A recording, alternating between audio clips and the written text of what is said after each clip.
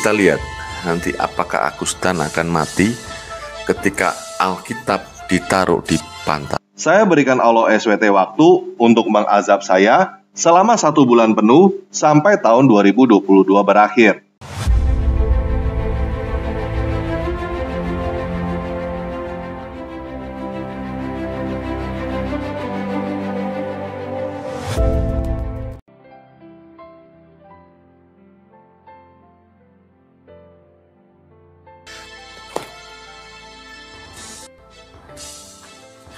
Kita lihat apakah saya akan mati.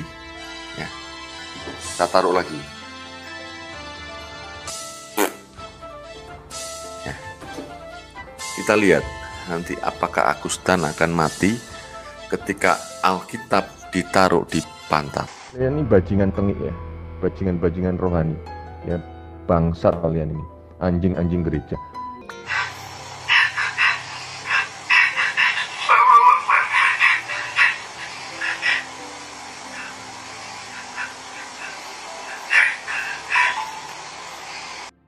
Halo semua, saya sering mendapatkan komentar dari teman-teman yang mendoakan supaya saya segera diazab oleh Allah. Bahkan, ada akun Tabayun yang memberikan dalilnya di dalam Al-Quran surah 45 ayat 9-11. Apabila dia mengetahui sesuatu tentang ayat-ayat kami, dia menjadikannya bahan olok-olok. Merekalah yang akan menerima azab yang menghinakan. Di hadapan mereka, ada dalam kurung neraka jahanam. Tidak akan berguna sedikit pun bagi mereka apa yang telah mereka kerjakan, dan tidak dalam kurung pula bermanfaat apa yang mereka jadikan sebagai sesembahan selain Allah. Bagi mereka, azab yang sangat berat. Ini dalam kurung Al-Quran adalah petunjuk dalam kurung yang agung. Orang-orang yang mengingkari ayat-ayat Tuhannya akan mendapat azab berupa siksaan yang sangat pedih. Saya ingin melakukan sebuah eksperimen rohani untuk teman-teman. Menurut Al-Quran surah 45 ayat 9-11, orang yang mengolok-olok ayat Al-Quran akan diazab oleh Allah SWT. Dan menurut teman-teman yang minta saya diazab, saya mengolok-olok ayat Al-Quran. Jadi, jika Al-Quran surah 45 ayat 9-11 itu benar, seharusnya saya diazab oleh Allah SWT kan? Nah, kita akan membuktikan apakah Al-Quran surah 45 ayat 9-11 itu benar.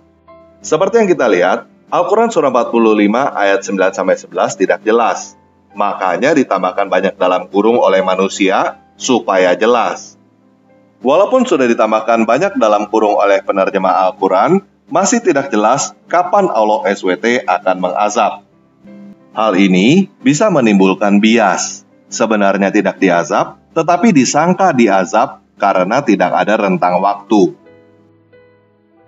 Jadi, karena Allah SWT tidak menurunkan ayat dengan jelas dan sempurna, sekarang saya bantu Allah SWT supaya lebih jelas dan lebih sempurna. Apa yang saya lakukan ini mirip seperti para penerjemah Al-Quran yang membantu Allah SWT dengan menyelipkan kata-kata di dalam tanda kurung supaya ayat Al-Quran lebih jelas dan lebih sempurna. Video ini saya publikasi pada hari Rabu tanggal 30 November 2022 pukul 6 WIB. Dan saya berikan Allah SWT waktu untuk mengazab saya sampai 1 Januari 2023 pukul 00 WIB. Jadi, saya berikan Allah SWT waktu untuk mengazab saya selama 1 bulan penuh sampai tahun 2022 berakhir.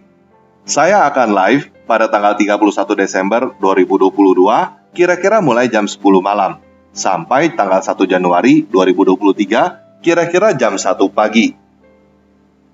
Kalau saya meninggal sebelum tahun 2022 berakhir, berarti saya diazab oleh Allah SWT. Jadi, silakan teman-teman berkoar-koar bahwa saya diazab oleh Allah SWT. Tetapi, kalau saya tidak meninggal setelah masuk tahun 2023, berarti saya tidak diazab oleh Allah SWT. Jadi, jangan pernah ada yang berkata bahwa saya diazab oleh Allah SWT. Menurut saya, ini cukup fair.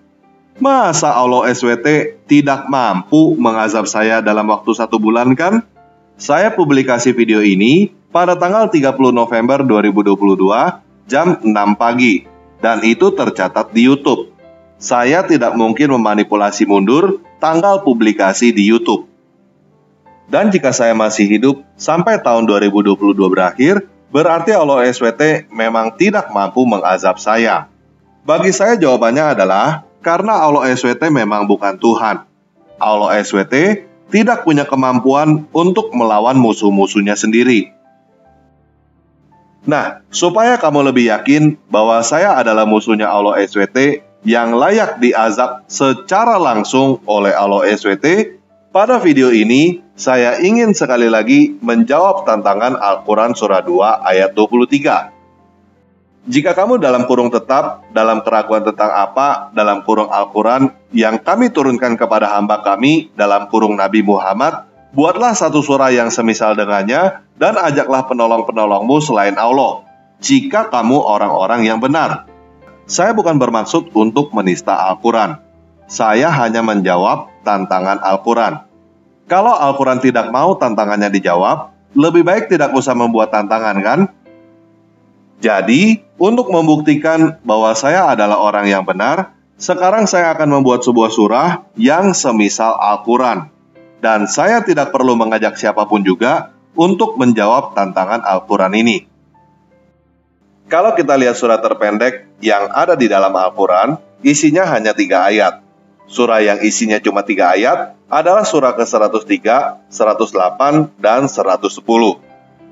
Jadi, siapapun yang membuat sebuah surah yang isinya 3 ayat atau lebih, sudah bisa disebut membuat sebuah surah dengan sah. Pertanyaannya, tinggal apakah surah itu semisal dengan Al-Quran aja.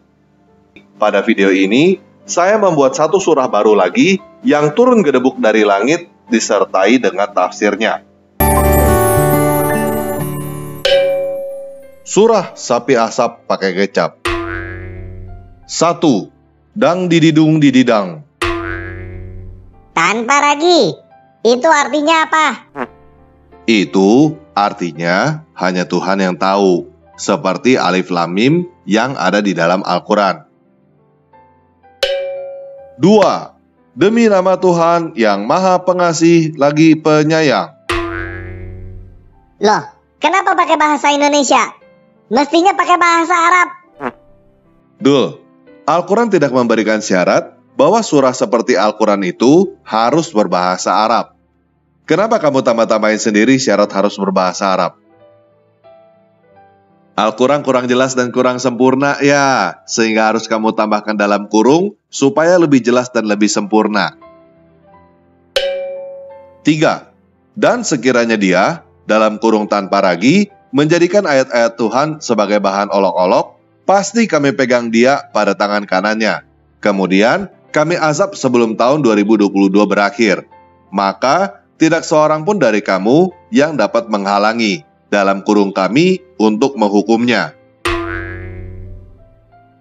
Kenapa pakai dalam kurung? Kan supaya semisal Al-Quran. Ayat ini semisal Al-Quran surah 69 ayat 44-47. Dan lebih jelas, karena ada batas waktunya. 4. Dan ingatlah, jika setelah tahun 2022 berakhir, tanpa ragi masih belum diazab, maka sesungguhnya surah ini adalah surah yang semisal Al-Quran. Hah, ini sama sekali tidak semisal Al-Quran. Dul, kalau berbicara, pakai dalil. Mana dalilnya bahwa surah Sapi Asap pakai kecap ini tidak semisal Al-Quran? Mana dalilnya bahwa surah ini semisal Al-Quran? Dalilnya jelas, yaitu surah Sapi Asap pakai kecap ayat keempat yang kita lihat ini. Kamu kan percaya bahwa Al-Quran dijaga oleh Allah karena Al-Quran berkata bahwa Al-Quran dijaga oleh Allah. Sekarang, kamu harus percaya bahwa surah Sapi Asap pakai kecap adalah surah semisal Al-Quran karena surah Sapi Asap pakai kecap berkata bahwa surah Sapi Asap pakai kecap semisal Al-Quran. Jadi, kamu tunggu aja apakah saya masih hidup setelah tahun 2022 berakhir. Kalau saya masih hidup setelah tahun 2022 berakhir, maka surah ini terbukti sebagai surah yang semisal Al-Quran. 5. Sesungguhnya Allah dan para malaikatnya berdoa supaya tanpa ragi diazab. Wahai umat muslim, berdoalah kamu untuk tanpa ragi dan ucapkanlah kutuk dengan penuh kebencian kepadanya, supaya dia diazab sebelum tahun 2022 berakhir. Nah, bagaimana? Ayat ini semisal Al-Quran surat 35 ayat 56 kan? Sebuah saran untuk umat muslim berdoa supaya tanpa ragi diazab, karena Allah dan para malaikatnya aja berdoa supaya tanpa ragi diazab. Oke, jadi itu adalah 5 ayat dari surah Sapi Asap Pakai Kecap yang turun gedebuk dari langit. Sekali lagi, ini bukan menghina Al-Quran, tetapi menjawab tantangan Al-Quran. Al-Quran yang berkata, buatlah sebuah surah semisal Al-Quran jika kamu adalah orang yang benar. Jadi, karena saya adalah orang yang benar, saya membuat sebuah surah semisal Al-Quran. Bukti bahwa surah Sapi Asap Pakai Kecap yang saya buat itu adalah surah yang semisal Al-Quran adalah surah Sapi Asap Pakai Kecap itu sendiri yang berkata bahwa dia semisal Al-Quran. Ajaib kan? Ini mujizat. Jadi, ini bukan menista atau menghujat, tetapi eksperimen rohani untuk menjawab komentar dari penonton. Saya mempertaruhkan nyawa saya supaya kita semua tahu apakah Al-Quran surah 45 ayat 9-11 itu benar. Teman-teman yang muslim, dipersilakan berdoa bareng bersama Allah dan para malaikatnya supaya tanpa ragi diazab sebelum tahun 2022 berakhir. Kalau saya meninggal sebelum tahun 2022 berakhir, silakan berkata bahwa saya diazab oleh Allah.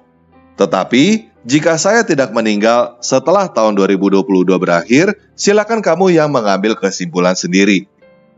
Saya cuma kasih kamu beberapa pilihan kesimpulan. Yang pertama, artinya tanpa ragi tidak mengolok-olok ayat Tuhan. Yang kedua, artinya Al-Quran bukan wahyu dari Tuhan, karena saya bisa membuat surah semisal Al-Quran. Yang ketiga, artinya Allah SWT bukan Tuhan, karena dia tidak mampu mengazab tanpa ragi.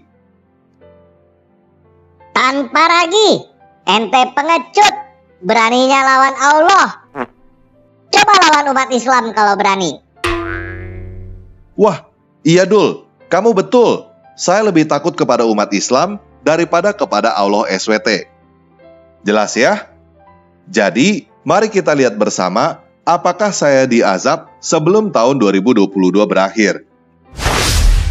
Ayo kita berdoa supaya tanpa ragi diazab oleh Allah sebelum tahun 2022 berakhir.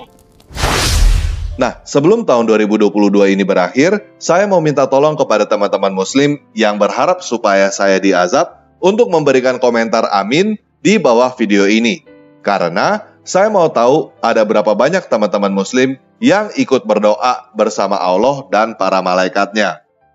Sebagai imbalannya, saya berdoa untuk teman-teman semua supaya tahun 2023 nanti teman-teman akan diberkati.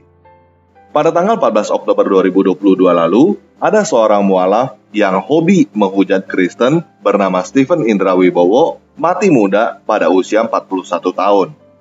Apakah Stephen Indra Wibowo diazab oleh Tuhan? Kalau kamu berkata bahwa Stephen Indra Wibowo tidak diazab oleh Tuhan, apa dasarnya?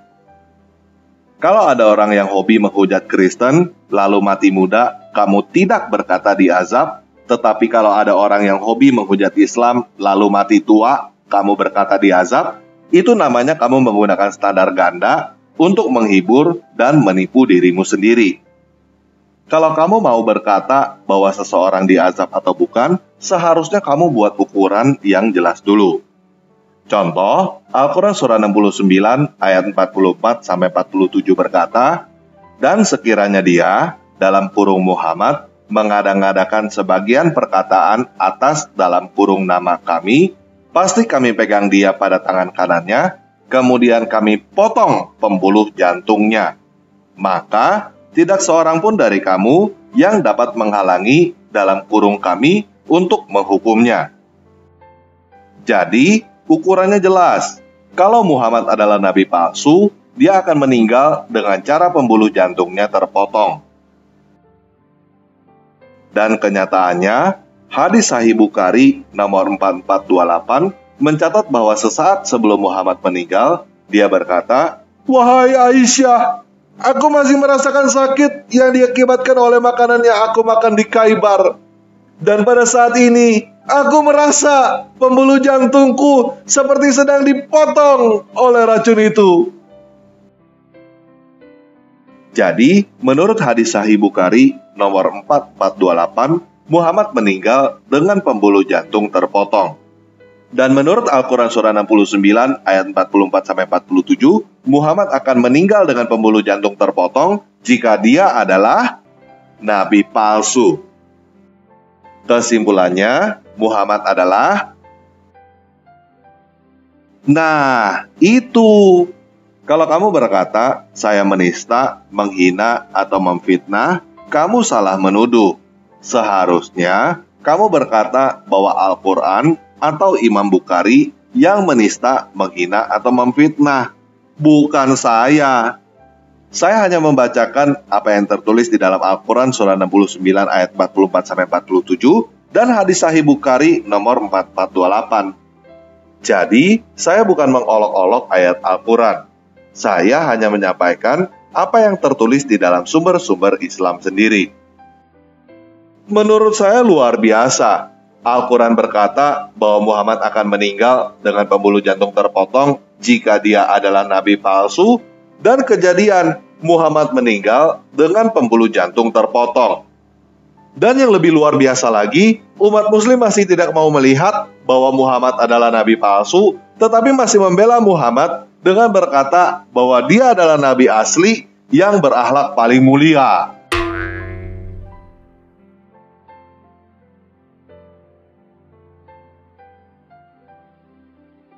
Ya Ilahi, Ya Ilahi, Ya Ilahi, Ya Ilahi.